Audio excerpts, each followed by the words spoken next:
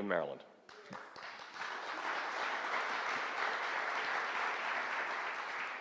But it's not lost on me, and I know it's not lost on anybody here, that today's triumph was born out of tragedy. That just shy of 1 year ago, on March 26th, I got a call in the middle of the night, and I learned that the dolly had slammed into the Key Bridge and brought it down.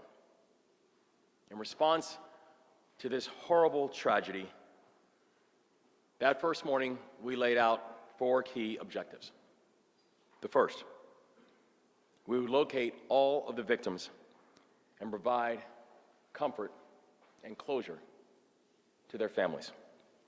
The second, we would clear the channel and fully reopen the Port of Baltimore to vessel traffic.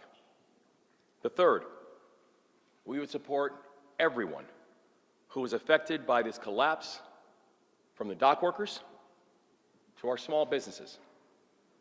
And the fourth, we would rebuild the Francis Scott Key Bridge. We tackled the first 3 directives faster than anyone anticipated.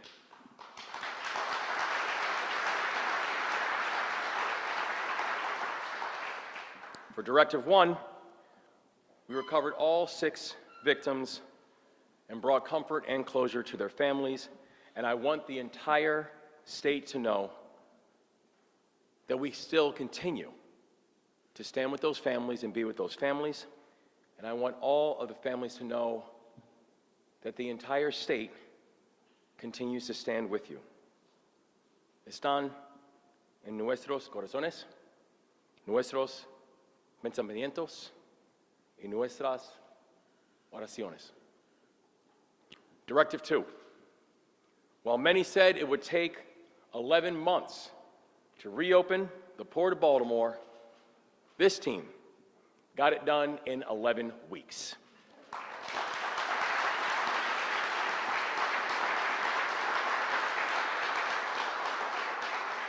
We had an extraordinary unified command that worked day and night to get that channel cleared, and to see so many members of that unified command, from the Coast Guard to the U.S. Navy, Coast Guard, U.S. Navy SUPSOL, from the Army Corps of Engineers to our local leadership, Mr. Mayor, and our local county and our county executives, to all of our federal partners, to our MDTA, our MDOT, our MSP, everybody who was involved in this work. This was the gold standard of what unified command could and should look like. Directive 3, we passed bipartisan legislation with the Maryland General Assembly to support our workers and keep Marylanders on the job. And I want to give a shout out to the members of the Maryland General Assembly who got it done within days on a bipartisan basis to be able to make sure that funding was there. Thank you, Senator. And after completing those 3 directives, we set our focus on number 4, rebuilding the Francis Scott Key Bridge. And this directive is not about nostalgia. This directive is about necessity. Because you cannot have a fully functioning Port of Baltimore, the gateway to America, without the Key Bridge. And we wanted to make sure that people understood that this was one of the core arteries that was necessary to make sure that the Port of Baltimore could continue to do all the work that it could do on behalf of not just the people of Maryland, but the people of this country. And when it came to making sure that we would rebuild the Francis Scott Key Bridge, we made sure to tackle this directive just like we tackled the other 3 directives. Together, arm in arm, that we were going to be mission first and people always. And over the last several months, we have spoken with, and I know I've spoken personally with, over 160 members of Congress on this issue, explaining to them the importance, walking them through the details, They were able to work in partnership with our Attorney General, and our Attorney General, Anthony Brown, who recently filed suit against the Dolly's owners and managers to ensure that Marylanders will not shoulder the cost of rebuilding this bridge. That a broad bipartisan coalition assembled in both chambers to get the necessary support from leadership to assist with the financing of the Key Bridge had to move, and it had to move expeditiously. And the people of Maryland are grateful that Congress has stepped up strongly in helping to support this effort.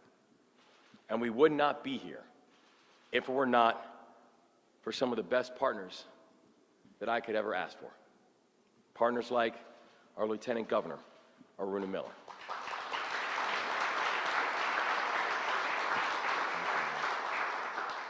Partners like our Transportation Secretary, Paul Wiedefeld.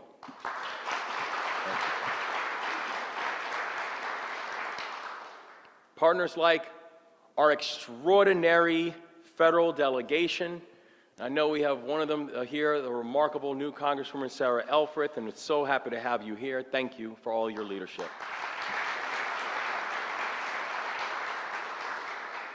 And I know there's a few members who I also want to give a special personal shout out to, include Congressman Nfume. I know this is his district, and I know he wanted to be here, but he's called down to Washington.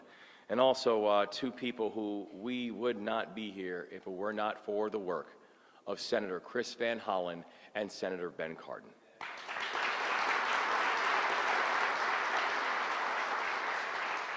It took a big team to get to this moment.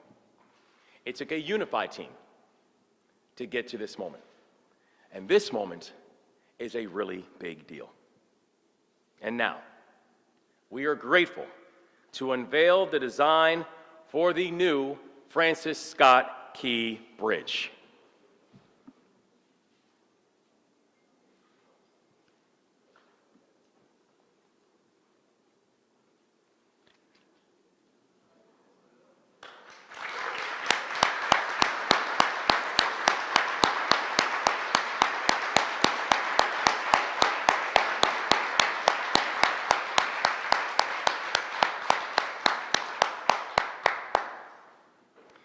This proposal honors the architectural tradition of the Francis Scott Key Bridge. The original bridge was built using the most advanced industry standard and best materials available at the time. Our new bridge will also be constructed in accordance with the most advanced industrial standards and also the very best in infrastructure design. We are going to use the best materials available, and we are going to employ many Marylanders to get it done.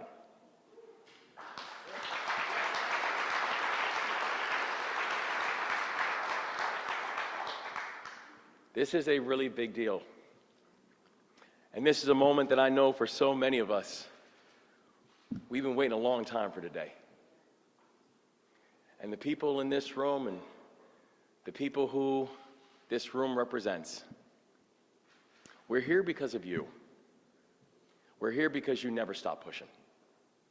We're here because you never stop believing that we would look up and one day again soon see the Francis Scott Key Bridge. We are going to continue to work together to cement Baltimore as a maritime hub for the East Coast and a maritime hub for this nation.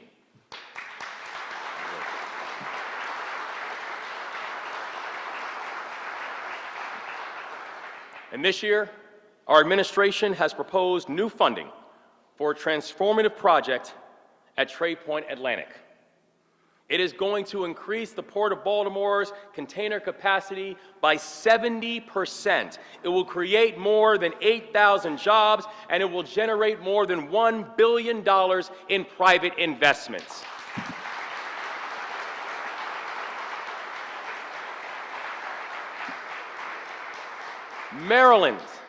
Maryland is the bridge between America and the rest of the world.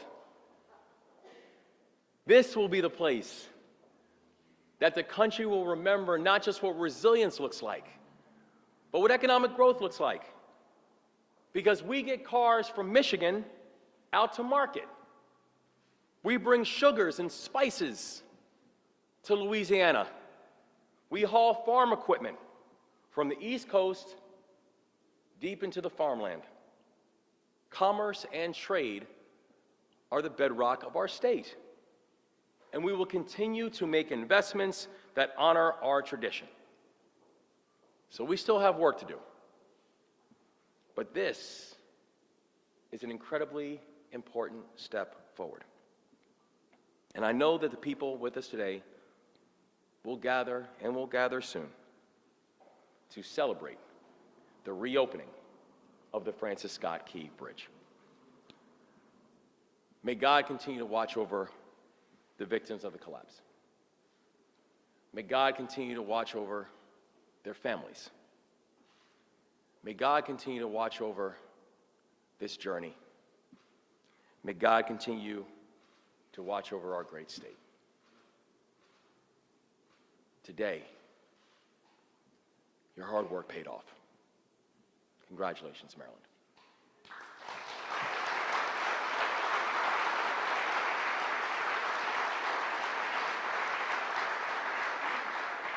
I am now honored to turn the microphone over to my partner in the work, our state's Lieutenant Governor, Aruna Miller.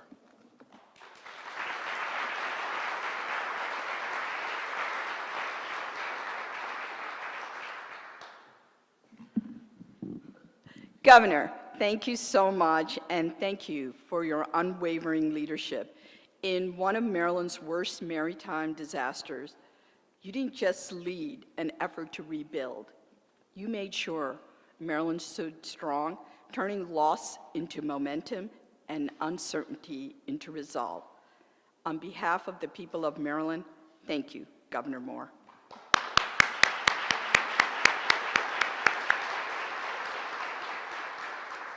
Good afternoon, everyone. What happened on March 26, 2024, tested us in ways we could have never imagined.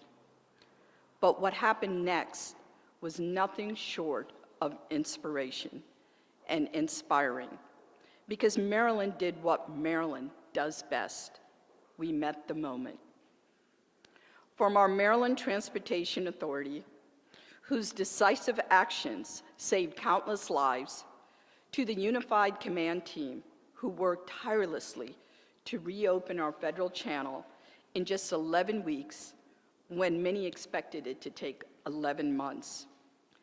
To our federal delegation, Maryland General Assembly, and local partners who immediately rose to support Marylanders and help secure the funding that we need. And to Secretary Wiedefeld and the entire MDOT team, you never ever took the eye off the ball. Your steadfast expertise have not just made this moment possible, but you met it head on. In less than a year after the unimaginable tragedy, we stand here today, united, stronger than ever before, ready to rebuild, ready to show the nation what Maryland is made of. Pre-construction is already underway on both land and water, with demolition set to begin this spring. And soon, Maryland's first cable-stayed bridge will rise, not just replacing what we lost, but revealing what we have found: strength and unity in our state. As a transportation engineer, I spent my career designing and building infrastructure. But here's the truth. A road is never just a road. A bridge is never just a bridge. Transportation is a force of freedom, connecting people to opportunities, communities to one another, and businesses to the economy. And freedom and resilience go hand in hand. One cannot truly exist without the other. And make no mistake, resilience has always been a part of Maryland's story. More than 210 years ago, through fire and uncertainty, the Star-Spangled Banner waved and endured over Fort McHenry. And just as the flag stood battered but unbroken, this bridge will stand as a beacon of perseverance. This bridge will stand not as a testament to one person, but to all Marylanders, to the 6 workers we lost and their families, to workers who will bring it back to life, and to the spirit that defines this great state. So let the nation know that Maryland is the land of the free and home of the brave. Now it's my honor to introduce Congresswoman from the 3rd District, U.S. Representative Sarah Elfreth. Thank you.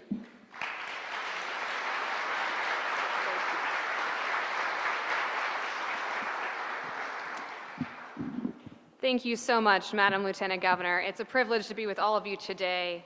Thank you to the governor and his administration. You've kept your eye on the ball every single day since this tragedy occurred, and Marylanders know that. I'm here today on behalf of the entire Maryland congressional delegation, a number of whom are busy voting in D.C. right now.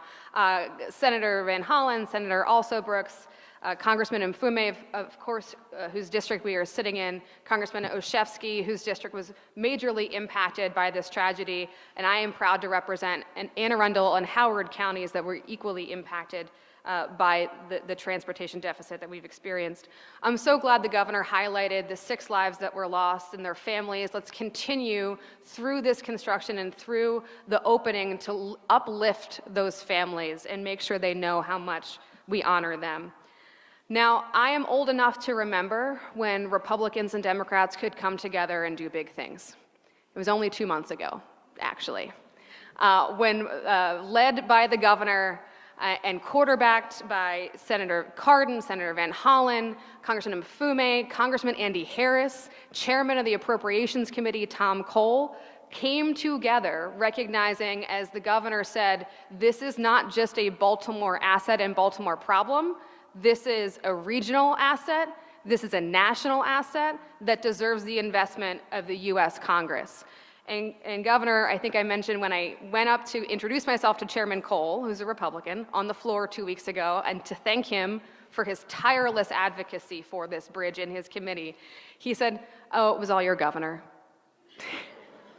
So know that you have many fans, not just in the Maryland delegation in Congress, because they recognize your fierce advocacy for this project. And I'll just close by saying, let this bridge be a beacon of what is possible, what can be accomplished through teamwork, through bipartisanship, and through the optimism of what can happen when we work together. Thank you very much for leading this effort. I'm proud to next introduce my fellow Towson University Tiger, Secretary of MDOT, Paul Wiedefeld.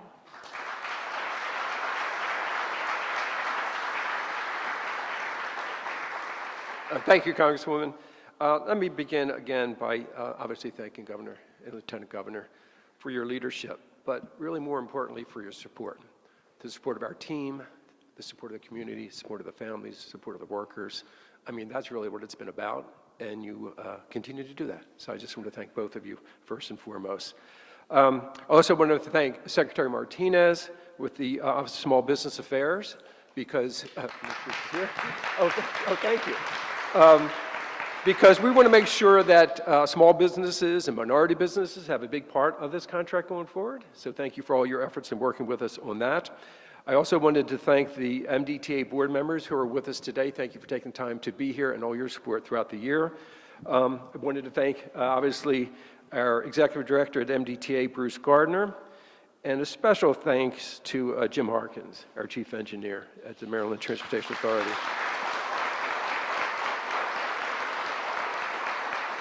As you know, Governor, he was our point person on Unified Command. At the same time, he was working behind the scenes on doing this.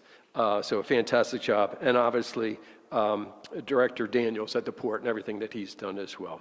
So this obviously is a significant milestone on our path to make Baltimore region and the vital Northeast Corridor whole again.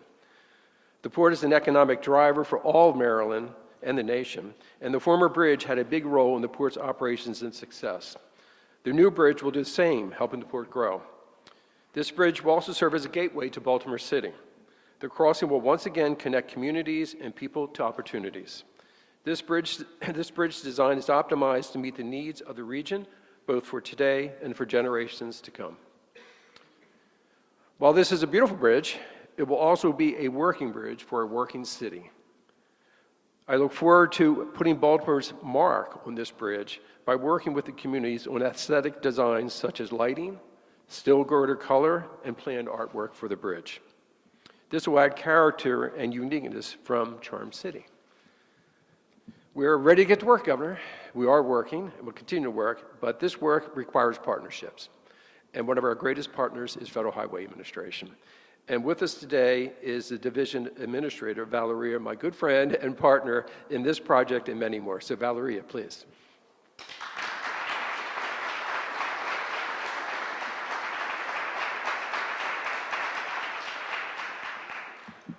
Thank you, Secretary Weatherford. What a glorious day today. Such a milestone. I am very happy to be here. I want to echo all the sentiments expressed today already and recognize the outstanding collaboration, partnerships that brought us to this point of rebuilding the Francis Scott Key Bridge, or as we call it at Federal Highway Administration, FSK. Near 11 months ago, Baltimore, Maryland, and the entire nation were shocked by the collapse of the FSK bridge. When I learned of the collapse, I immediately thought about people who were on the bridge. My heart goes out to the families of 6 construction workers who perished that day. Their absence is deeply felt, and their families' lives will never be the same. The heroic actions of Maryland Transportation Authority officers who swiftly respond by closing the bridge approaches and communicating the emergency undoubtedly saved many lives.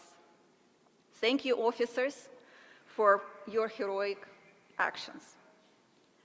Following this catastrophic event, Federal Highway Administration mobilized immediately, working across multiple offices and in close coordinations with local, state, and federal partners.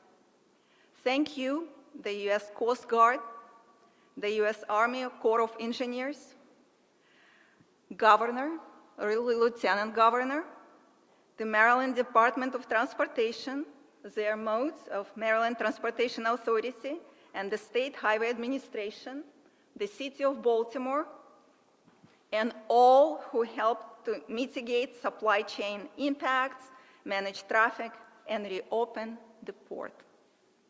I would be remiss not to include our key federal environmental agencies we continue to work with, such as U.S. Fish and Wildlife Services, the National Oceanic and Atmospheric Administration, the Advisory Council on Historic Preservation, and the Environmental Protection Agency. Together, we are ensuring that emergency procedures, environmental reviews, and permitting processes are expedited to support the rapid reconstruction of this vital infrastructure. As you know, Federal Highway Administration announced the immediate release of $60 million in quick release of emergency relief within hours of MDOT's request for funding. This funding served as initial down payment, and thanks to Maryland congressional delegation, the bridge reconstruction will be fully federally funded, ensuring people of Maryland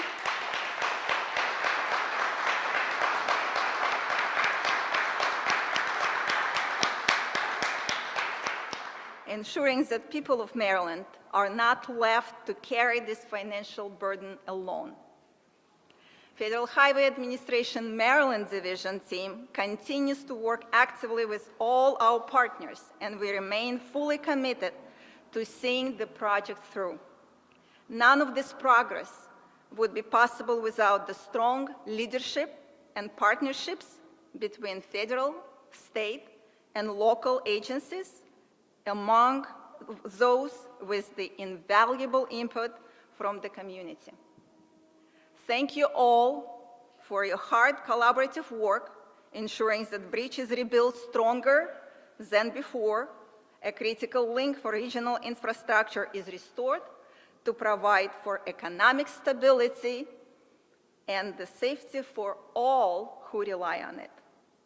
Thank you, have a wonderful day, and it's my great pleasure to introduce Armand Patel from Maryland Motor Carrier Association.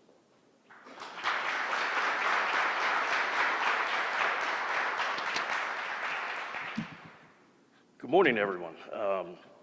On behalf of my organization, the Maryland Motor Truck Association, we're very, very pleased and excited to be here at this event. I certainly want to reiterate what all the previous speakers have mentioned.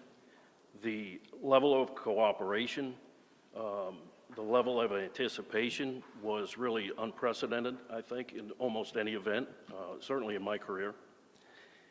On behalf of the trucking community as a whole, and especially those who service the port, we want to express our sincere thanks to all of those who helped with the disastrous impact of this tragedy.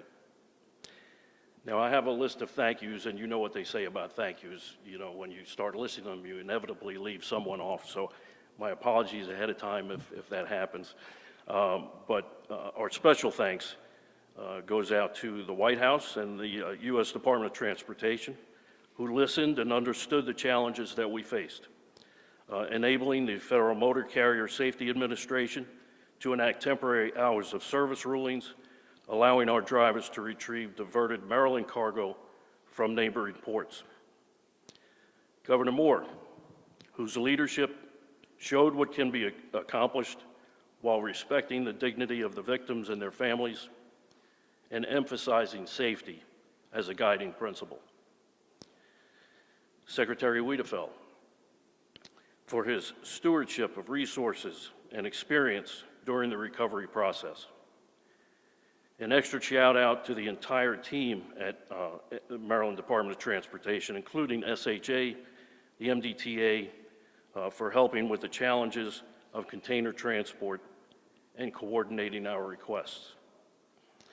Port Director Jonathan Daniels, whose day-to-day advice and guidance help the community maintain focus while informing us of the progress and challenges of the effort.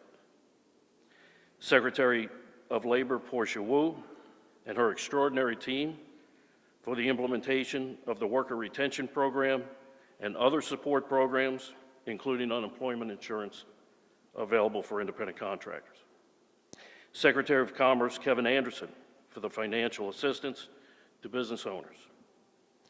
There are many others, but we also want to include the Maryland Department of Housing and Community Development, the Controller's Office, Baltimore County, the City of Baltimore, and also our neighboring states of Virginia, Pennsylvania, and Delaware. For our organization, it was never really a matter of how much a new bridge would cost. We're pleased that it's going to be backed by the federal government, but for us it was really a matter of how much would it cost not to rebuild it.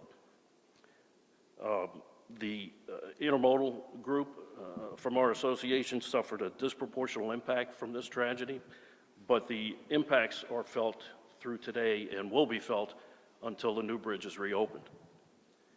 A study was recently released within the last few weeks by the University of Maryland and Morgan State University that estimates the collapse of the Francis Scott Key Bridge will increase the trucking industry's operating costs by $92.8 million in 2025, and each year thereafter until a new bridge is opened in 2028.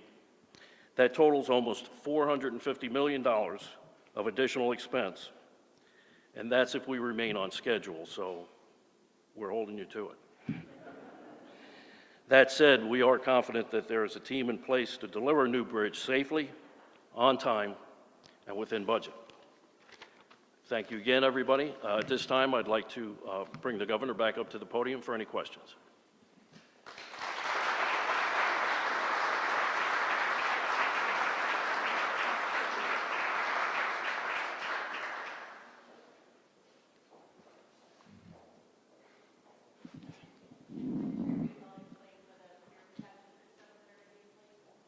Sure, and in terms of peer protection, as you can imagine, the Key Bridge was built over 50 years ago, so we're going to use the latest, basically the standards that are now international as we design this bridge for the protection of the bridge.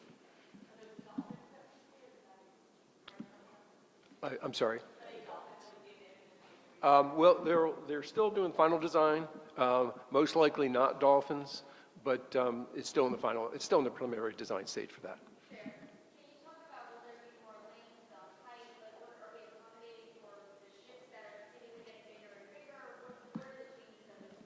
Sure. So the lanes will be basically will be to interstate standards today. So there'll be 10-foot shoulders on the outside and 4-foot shoulders on the inside. It will go from 185 feet to 230 feet from the waters from the high tide. So we'll accommodate future vessels of much larger size. As you know, we're building a bridge for 100 years. 2 lanes on each, exactly.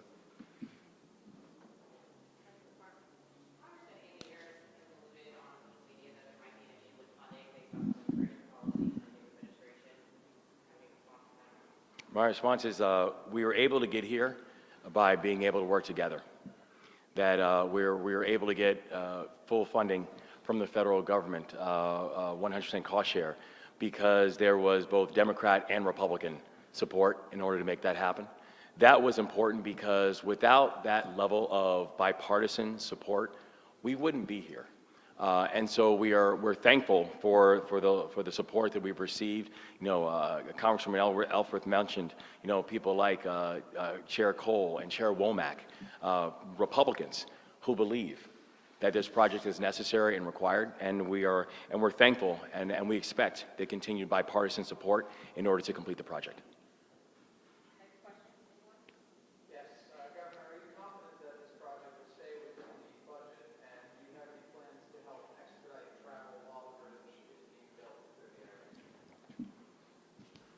Again, we have come a long way since coming up with the first estimate 3 weeks after the collapse of the bridge. We continue to work with our partners at Federal Highway. We'll be coming up with an update on schedule and budget the next month or two as we, again, get much more detail.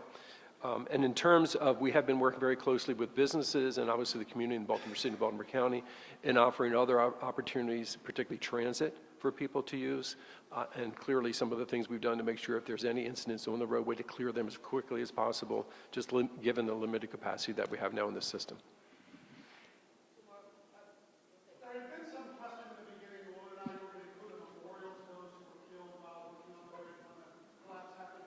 Is that part of this new design, and how would that work, and what would it look like? We know that once the bridge is complete, the memory of those who we lost on March 26th, their memory will not be forgotten.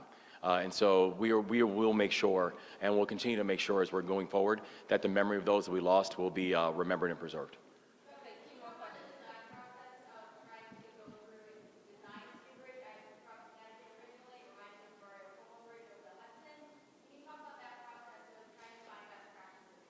Do you want to talk about cable stay? We have a international team working on it, to be frank, to help us with that. We have a very strong team, as I mentioned, with Jim here as our chief engineer. So we're basically taking the best of the best that we can find, but we're also very focused on the time to redo this bridge. You just heard from the Trucking Association, the impacts that has, and anyone that travels in this area knows that every day. And then in terms of keeping the costs, both today's costs and future costs, at a minimum as we can.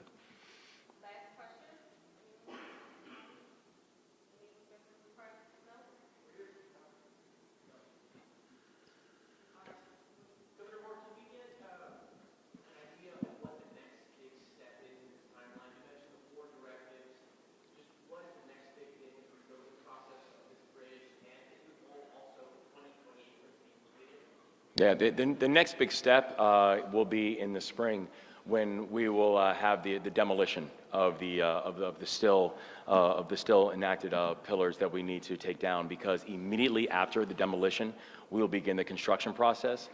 The beauty of today is that while today is the announcement about the cable stay, and again, the first cable stay bridge that we have in the state of Maryland, there has been work that's been already happening, whether it is soil sampling, whether it is work that's happening both in the water and also on land. So that work will continue, but the next big event the next big thing that we'll see will be the demolition of the pillars that are still enacted, because the construction will begin immediately after that.